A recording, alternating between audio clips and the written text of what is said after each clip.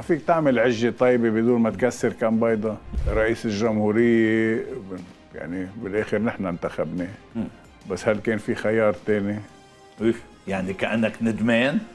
ماني ندمان، بس عم بقول انه نحن بغياب خيار اخر انتخبناه واتكلنا انه قائد جيش سابق وكلمته ما بتصير اثنين، والجيش بده يضل هو الرمز الحيوي للبنان.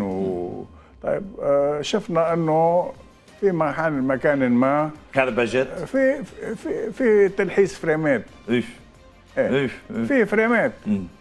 ليش هالفريمات؟ ما حدا عم بيفهم.